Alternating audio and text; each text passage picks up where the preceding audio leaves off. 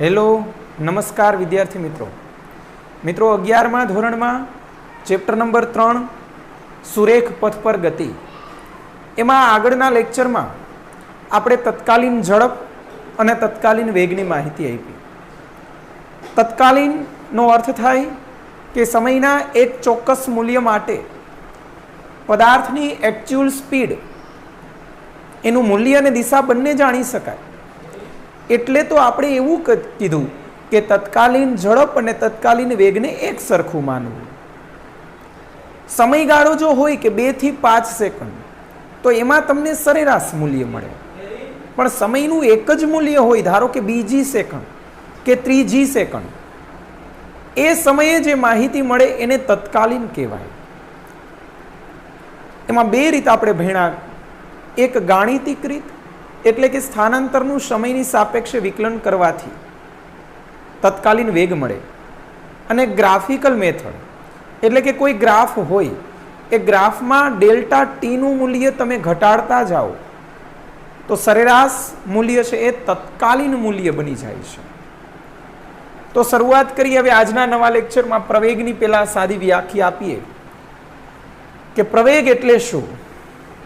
તો પ્રવેગની વ્યાખ્યા કે વેગમાં સમયની સાથે જે ફેરફાર થાય એને પ્રવેગ કહેવાય.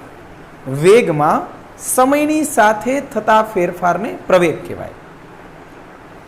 પણ વેગમાં કેટલી રીતે ફેરફાર થઈ શકે એની માહિતી હમણાં જ આપણે બીજા પોઈન્ટ્સમાં આપીએ. તો પહેલા તો સરેરાશ પ્રવેગ, એનું સૂત્ર delta v by delta t. Delta v એટલે v2 માઇનસ v1 છેદમાં t2 માઇનસ t1. એના એકમની વાત કરીએ તો પ્રવેગનો એકમ મીટર પ્રતિ સેકન્ડ સ્ક્વેર. પારિમાણિક સૂત્ર L1 t માઇનસ 2. પ્રવેગ કેવી રાશિ છે? તો પ્રવેગ સદિશ રાશિ છે.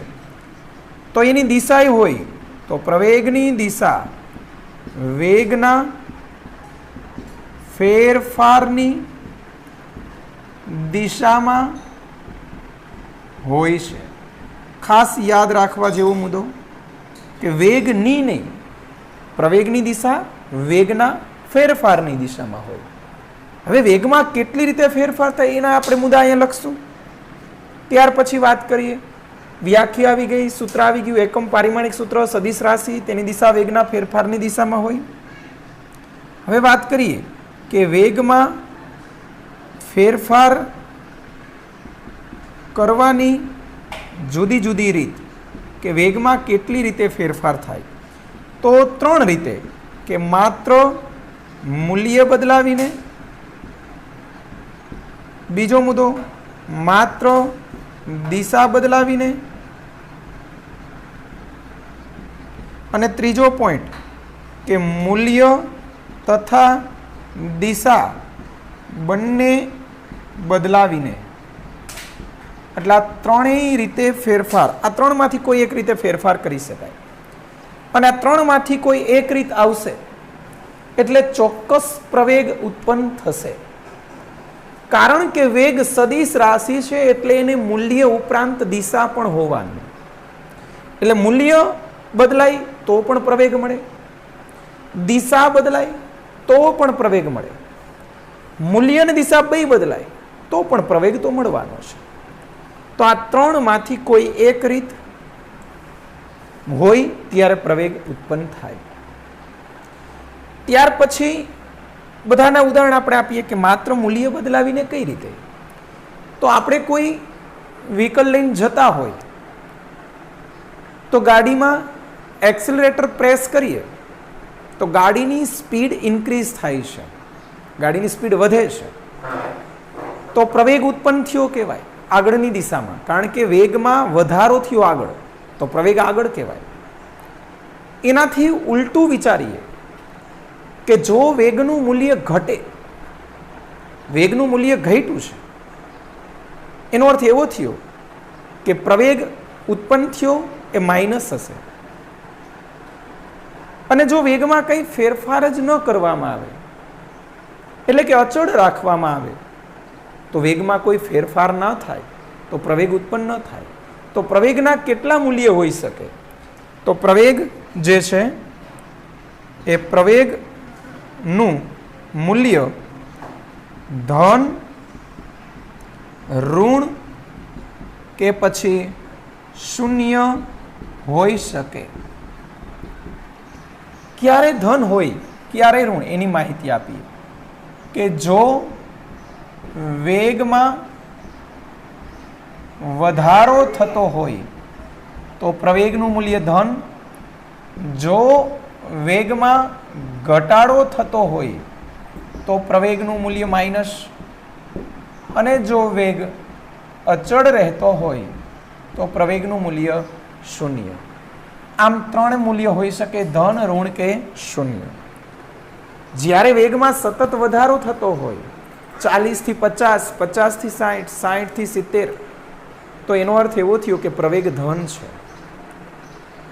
एटले एमां कई रीतना ग्राफ मळे? हवे एनी वात करीए के जो v विरुद्ध t नो ग्राफ दोरवामां आवे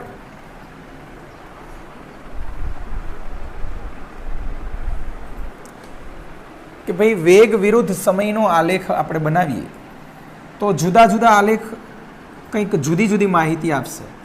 धारो के हूँ 0 समये एक पदार्थनो वेग v0 छे अने पछी एना वेगमां सतत वधारो थाय छे, एना वेगमां सतत वधारो थाय छे अने आपणे जोयुं के t समये एनो वेग वधीने v थाय छे।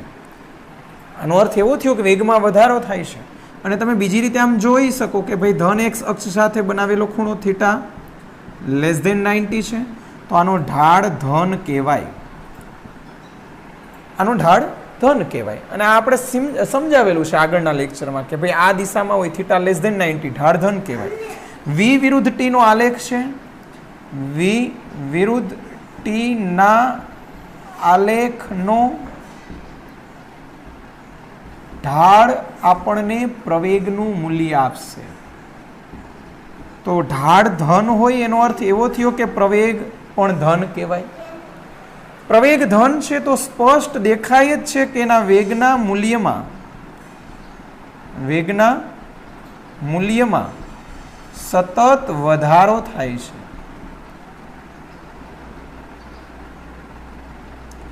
पदार्थ जो एक्स अक्षनी ऊपर तमने ग्राफनी कोई रेखा मळती होय तो एनो अर्थ एवो थाय के पदार्थ धन दिशामां गति करे छे।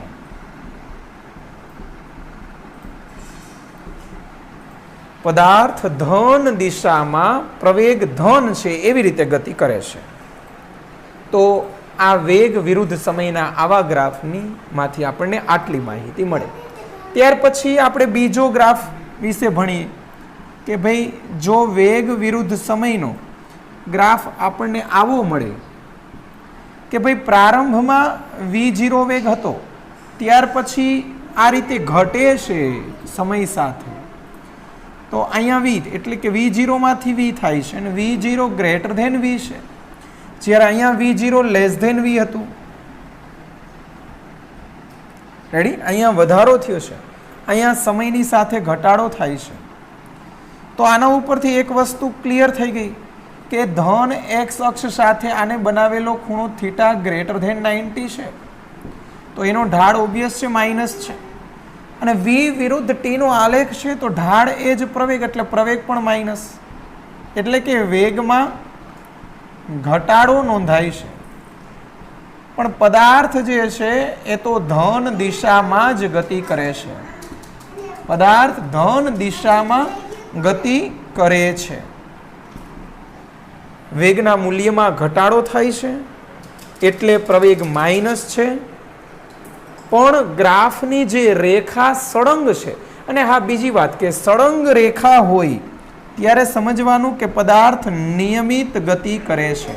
आ पण नियमित गति ज छे, बराबर? नियमित गति, भले आनी गतिमां घटाडो थाय छे अने आनी जे वेग छे एमां वधारो थाय छे, पण सळंग रेखा होय, स्केलथी दोरी शकाय एवी रेखा होय तो एवी दरेक गतिने नियमित गति कहेवाय। આ પદાર્થ ધન દિશામાં, હું બંનેના એક એક એક્ઝામ્પલ આપું કે આપણે મોરબીથી રાજકોટ જતા હોય એ દિશાને હું ધન ગણું છું, તો તમે મોરબીથી નીકળ્યા એટલે જેમ બહાર નીકળશો રસ્તો ખુલ્લો જોવા મળશે તો 100% એની આપણે વાહનની સ્પીડમાં વધારો કરશું, પદાર્થ પ્રવેગી ગતિ કરતો કહેવાય. આ ધન દિશામાં જ જાય છે. આપણે મોરબીથી રાજકોટ સતત આપણે વેગ વધારીએ, એક્સેલરેટર દબાવીને બેઠા છીએ, 40માંથી 50, 50માંથી 60, આમ સતત વેગમાં વધારો થાય છે. એટલે પદાર્થ ધન દિશામાં જ જાય છે, વેગમાં વધારો થાય છે, એટલે પ્રવેગ ધન કહેવાય. પણ હવે આગળના કોઈક સિટી પાસે તમે ટ્રાફિક જોયું, ધારો કે ટંકારા પાસે તમે ટ્રાફિક જોયું, આગળ ટ્રાફિક જોવાને કારણે તમે ધીમેકથી બ્રેક મારશો એટલે તમારા વાહનના વેગમાં ઘટાડો થશે, પરંતુ હજુ પણ તમે મોરબીથી રાજકોટની દિશામાં જ જાઓ છો એટલે વેગમાં ઘટાડો થયો તો એનો પ્રવેગ ઋણ મળ્યો કહેવાય. પણ પદાર્થ હજુ પણ ધન દિશામાં જ ગતિ કરે છે. એ ગાડી એટલે કે વાહન ઋણ દિશામાં નથી આવતું, રાજકોટથી મોરબી તરફ નથી આવતું, હજી મોરબીથી રાજકોટ જ જાય છે, પણ ટ્રાફિકને કારણે વેગમાં ઘટાડો થયો. તો આ એ સમયનો ગ્રાફ છે. હવે આગળ વધીએ. હવે ગ્રાફ થોડોક ચેન્જ કરીએ. આ તમે લખેલું હશે, આ બધી વસ્તુ લખવાની જ છે. હવે ત્રીજો ગ્રાફ બનાવીએ. તો આ ત્રીજો ગ્રાફ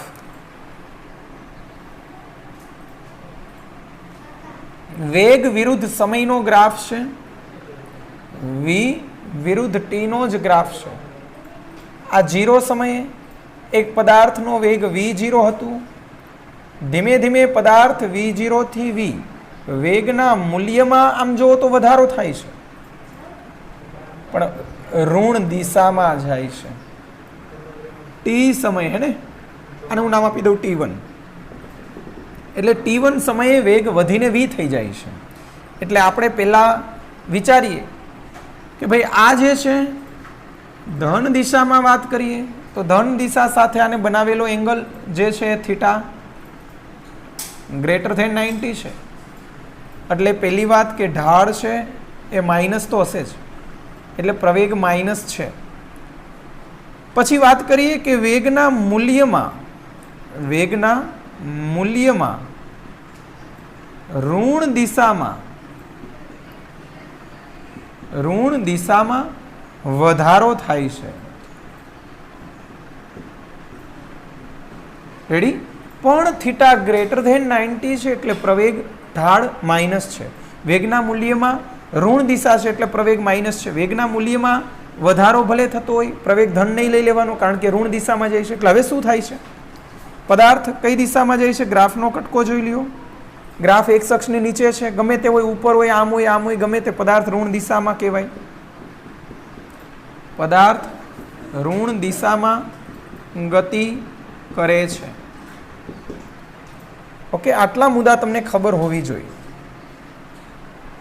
આનું એક્ઝામ્પલ હું તમને આપું તો હમણાં મેં વાત કરી કે ટંકારા પાસે ટ્રાફિક છે એટલે તમે બ્રેક મારી હતી, પણ હવે એવું વિચારો કે ટંકારાથી તમે યુ ટર્ન મારો છો મોરબી તરફ, એટલે દિશા ઋણ થઈ ગઈ કહેવાય, કારણ કે તમે મોરબીથી રાજકોટ તરફની દિશાને ધન લીધી છે, તો રાજકોટથી મોરબી તરફની દિશા ઋણ જ કહેવાય. તો ટંકારાથી તમે મોરબી તરફ આવો છો એટલે તમે ઋણ દિશામાં આવો છો. ઋણ દિશામાં આવો છો પણ તમે તમારા ગાડીનું એક્સેલરેટર સતત પ્રેસ કરો છો એટલે વેગમાં વધારો કહેવાય. પણ પદાર્થ ઋણ દિશામાં વેગમાં વધારો કરતું હોય એવી રીતે આવે છે. તો આવો ગ્રાફ મળશે.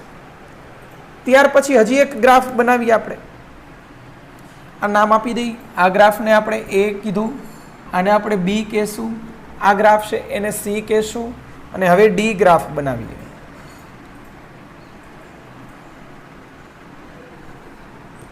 ચાલો, આ 0 t1 અને અહીંયા t2 આવી રીતે ધારો કે મળે છે. અહીંયા v0 વેગ હતો, અહીંયા પહોંચશે ત્યારે વેગ 0 થઈ જશે.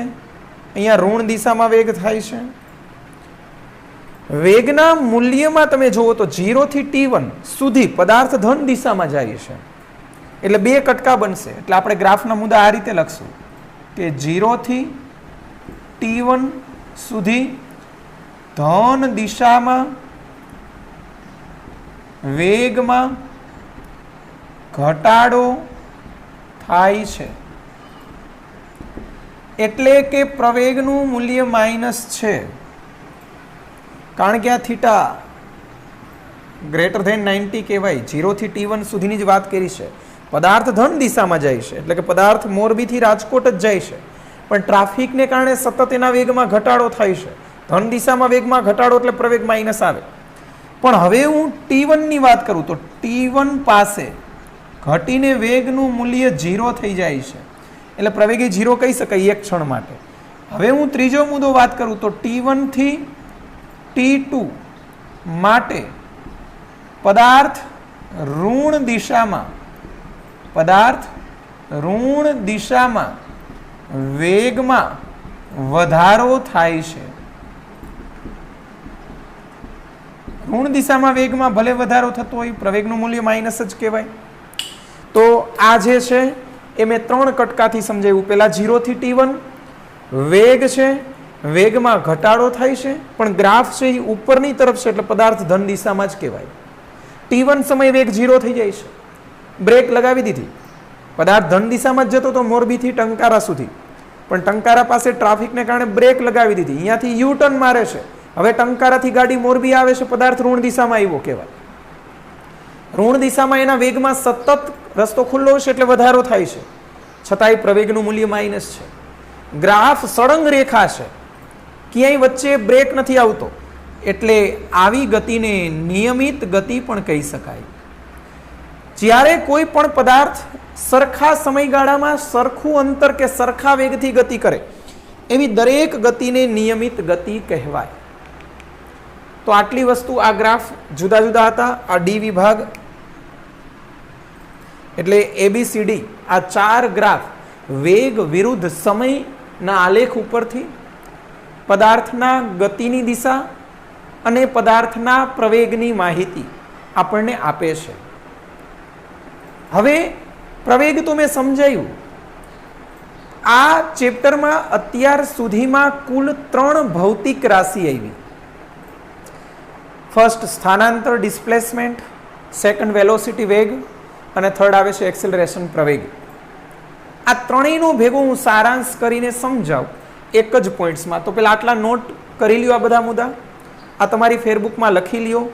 ત્યાર પછી આપણે એક ઇમ્પોર્ટન્ટ વસ્તુ જે યાદ રાખવાની છે, ત્રણેય વસ્તુ ભેગી કરીને જે યાદ રાખવાનું છે એટલું હું તમને એક ગ્રાફ બનાવીને સમજાવું.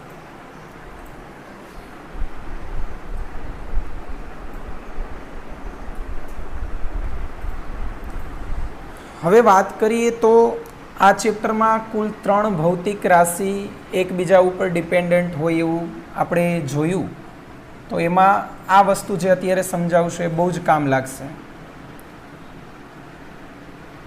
સ્થાનાંતર, વેગ અને પ્રવેગ, ત્રણેય વસ્તુ ભેગી કરીને હું સમજાવશું.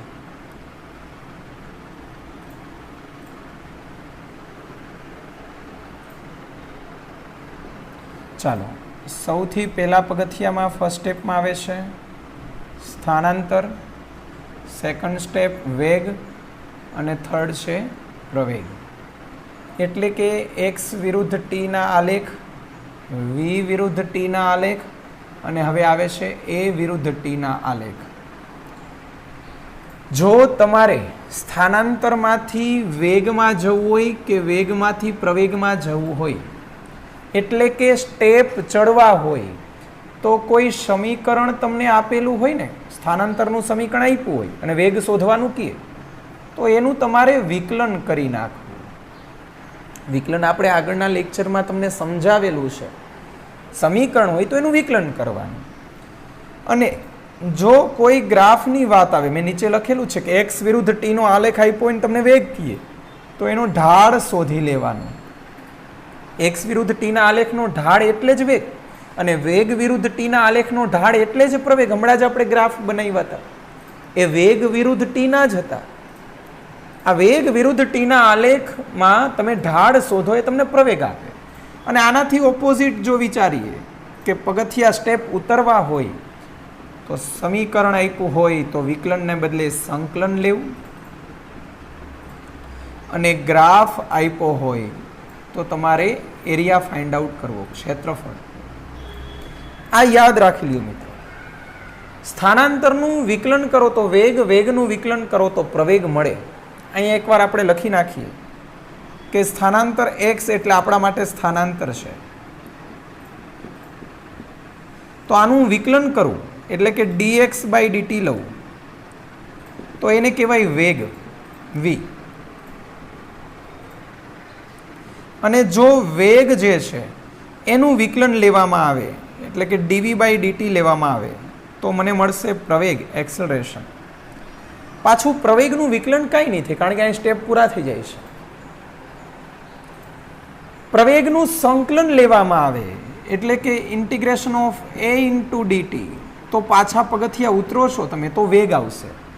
અને વેગનું સંકલન લેવામાં આવે v ઇન્ટુ dt તો પાછું તમને સ્થાનાંતર મળશે. આ રીતે છે. તો આટલી વસ્તુ તમને ખબર હોવી જોઈએ. સંકલન હજી આપણે સમજાવ્યું નથી. અત્યારે ખાલી હાલ પૂરતું આટલું યાદ રાખવાનું છે કે આ માહિતી જે છે એ સ્થાનાંતર, વેગ અને પ્રવેગ ત્રણેય વસ્તુ આના ઉપરથી મળે છે. સેમ આ જ રીતે કે જો x વિરુદ્ધ t હોય એનો ઢાળ તમને વેગ આપે, વેગ વિરુદ્ધ t નો ઢાળ એટલે પ્રવેગ આપે, પણ પ્રવેગ વિરુદ્ધ t ના ઢાળ એટલે કંઈ નહીં. પાછું એનું ક્ષેત્રફળ શોધો તો તમે નીચે ઉતરશો તો વેગ મળશે. a વિરુદ્ધ t નું ક્ષેત્રફળ તો વેગ, v વિરુદ્ધ t નું ક્ષેત્રફળ તો સ્થાનાંતર. પગથિયા ચડવા હોય તો ગ્રાફના કેસમાં ઢાળ, ઉતરવા હોય તો ગ્રાફના કેસમાં ક્ષેત્રફળ. આ જ રીતે સમીકરણ આપ્યું હોય તો પગથિયા ચડવા હોય તો વિકલન કરવું, પગથિયા ઉતરવા હોય તો સંકલન કરવું. તો આ માહિતી યાદ રાખવા જેવી છે. ત્યાર પછી એક બીજો પોઈન્ટની હું વાત કરું કે ભાઈ આપણા ટેક્સ્ટબુકમાં એક મુદ્દો છે કે મુક્ત પતન કરતા પદાર્થ માટે ગેલેલિયોનું અનુમાન જણાવો, આવો એક પ્રશ્ન પૂછે છે. પણ મુક્ત પતન છે શું ખરેખર એ એક આપણે એક્ઝામ્પલ દ્વારા સમજશું, જે નેક્સ્ટ લેક્ચરમાં જ આપણે ચર્ચા કરશું. પણ અત્યાર પૂરતું ખાલી એટલી વસ્તુ નોંધી લઈ કે ગેલેલિયોએ એવું અનુમાન કર્યું કે કોઈ પણ પદાર્થને મુક્ત પતન કરાવવામાં આવે ત્યારે એના વેગના ફેરફારનો સમય દર એટલે કે વેગના ફેરફારનો દર સમય સાથે અચળ હોય છે. વેગના ફેરફારનો દર સમય સાથે અચળ હોય છે અને અંતર સાથે ઘટતો હોય છે. આ ખાલી નોંધ કરીને લખી નાખજો. ગેલેલિયોનું અનુમાન લખી નાખીએ આપણે.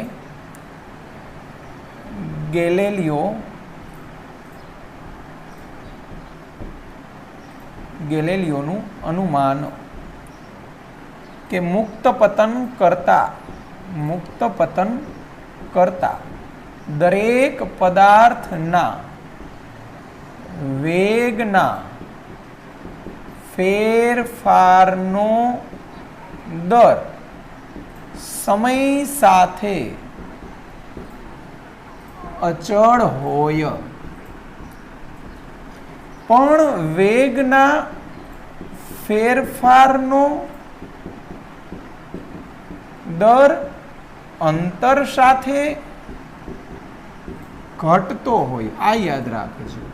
આ સમય સાથે અને આ અંતર સાથે, સમય સાથે અચળ, અંતર સાથે ઘટે છે. હું વાત કરું તો આ રીતે કહેવા માંગુ છું કે મુક્ત પતન માટે dv બાય dt જેને આપણે એ કહેતા હોય એ સમયની સાથે અચળ રહે છે અને વેગનો ફેરફાર અંતર સાથે લઈએ તો એનું મૂલ્ય સતત ઘટે છે. આ બંને કેસ કેના માટે લેવાના છે? મુક્ત પતન માટે. મુક્ત પતન શું છે નેક્સ્ટ લેક્ચરમાં ચર્ચા કરશું. આ વસ્તુ નોંધ કરીને તમે લખી લેજો. ત્યાર પછી આગળ વધીએ તો હું વાત કરતો હતો કે પ્રવેગની, આપણે આજના લેક્ચરમાં પ્રવેગ વિશે જ ભણીએ છીએ કે ભાઈ પ્રવેગની માહિતી મારે ડાયરેક્ટ x વિરુદ્ધ t ના આલેખ પરથી જોતી હોય તો પણ મળી શકે. તો એના ગ્રાફની વાત કરીએ તો x વિરુદ્ધ t ના આલેખ પરથી પ્રવેગ કઈ રીતે મળે છે આપણે ટોપિક વાઇઝ જોઈએ તો એમાં એક જ ગ્રાફમાં હું તમને સમજાવું. તો મેં અહીંયા ગ્રાફ દોરેલો છે x વિરુદ્ધ t નો. જો આવો ગ્રાફ હોય મિત્રો તો આનો અર્થ એવો થયો કે એક સરખા સમયગાળામાં પદાર્થ એક સરખું અંતર કાપે છે. નિયમિત ગતિ કહેવાય. નિયમિત ગતિમાં તમને ખબર છે વેગ અચળ હોય, અને વેગ અચળ હોય તો પ્રવેગનું મૂલ્ય શું બને? 0. તો x વિરુદ્ધ t નો આવો ગ્રાફ હોય તો એના ઉપરથી ડાયરેક્ટ પ્રવેગ વિશે પ્રિડિક્શન કરી શકો. પ્રવેગ 0 હોય. અને જો આવો હોય તો આનો અર્થ એવો થયો કે સમયની સાથે વેગમાં સતત વધારો થાય છે તો પછી પ્રવેગનું મૂલ્ય ધન બનશે. અને આવો ગ્રાફ હોય તો સમયની સાથે વેગના મૂલ્યમાં ઘટાડો થાય છે એટલે પ્રવેગનું મૂલ્ય માઇનસ. તો ગ્રાફના કર્વ ઉપરથી તમે કહી શકો કે આમાં પ્રવેગની નિશાની કેવી હશે. સુરેખ મળે એક ધારો તો પછી ઓલવેઝ પ્રવેગ 0. પછી સુરેખ આમ હોય તોય ભલે, અને આમ સીધે સીધો એક્સ અક્ષને સમાંતર હોય તોય ભલે, વાય અક્ષને સમાંતર ન હોવો જોઈએ, અને એ પ્રાયોગિક રીતે શક્ય પણ નથી. એટલે એક્સ અક્ષને સમાંતર હોય તો એનો અર્થ એવો થયો કે દરેક સ્થાને દરેક સમયે પદાર્થનું સ્થાન એ જ રહેશે. એટલે વેગ 0 છે તો ઓબ્વિયસ છે પ્રવેગ 0 જ રહેશે. અને આમ હોય તો વેગ 0 નથી. આ ગ્રાફ માટે વેગ શું કહેવાય? અચળ કહેવાય. આ ગ્રાફ માટે જ. આમાં વેગમાં સતત શું થયો કહેવાય? વધારો કહેવાય. અને આના માટે વેગમાં શું કહેવાય? ઘટાડો કહેવાય. તો મેં x વિરુદ્ધ t ના એક જ ગ્રાફ ઉપરથી જુદા જુદા 3 કેસ તમને સમજાવ્યા. જે ટેક્સ્ટ બુકમાં પણ આપેલું છે, પણ જુદા જુદા 3 ગ્રાફ એને બતાવેલા છે. વાત એક જ છે, મેં એક ગ્રાફમાં 3 સમજાવ્યું છે, ટેક્સ્ટ બુકમાં 3 અલગ અલગ ગ્રાફ છે. તો આ પ્રવેગની માહિતી તમને સીધા x વિરુદ્ધ t ઉપરથી પણ પ્રવેગની માહિતી મળી શકે, પણ આ યાદ રાખવું પડશે તમારે. તો આટલી વસ્તુ નોંધ કરીને લખી નાખો.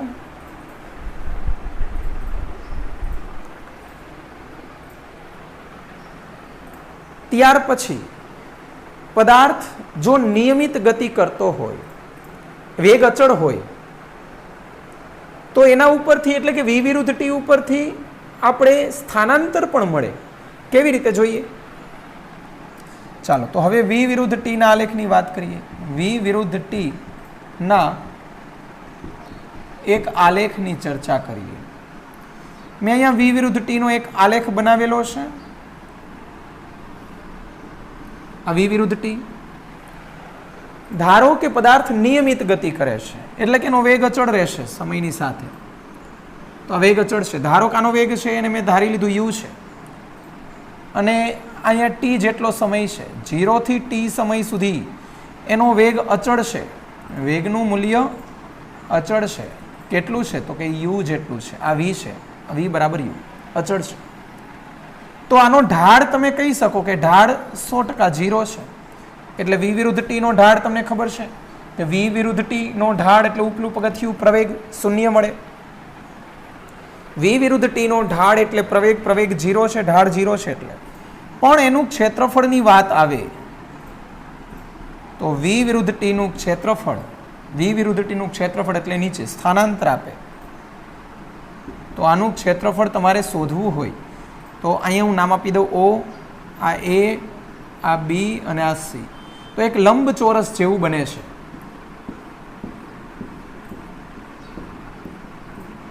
તો આ જે છે એક લંબચોરસ OABC નું ક્ષેત્રફળ શોધવાની વાત છે. તો લંબાઈ ગુણ્યા પહોળાઈ, લંબાઈ એટલે O થી C, પહોળાઈ એટલે O થી A, O થી C એટલે T-0 અને O થી A એટલે U-0. Therefore U into T અથવા T ઇન્ટુ U. તો આ તમને મળશે સ્થાનાંતર. તો નિયમિત ગતિ માટે સ્થાનાંતર બરાબર વેગ ગુણ્યા સમય. આવી માહિતી આપણને આ ગ્રાફ ઉપરથી મળી. આ નિયમિત ગતિનો ગ્રાફ છે, જેમાં વેગનું મૂલ્ય અચળ છે, પ્રવેગનું મૂલ્ય 0 છે અને સ્થાનાંતર વેગ ગુણ્યા સમય આટલી માહિતી મળી. તો આ સાથે આપણે મિત્રો લેક્ચર અહીંયા પૂરો કરીએ છીએ.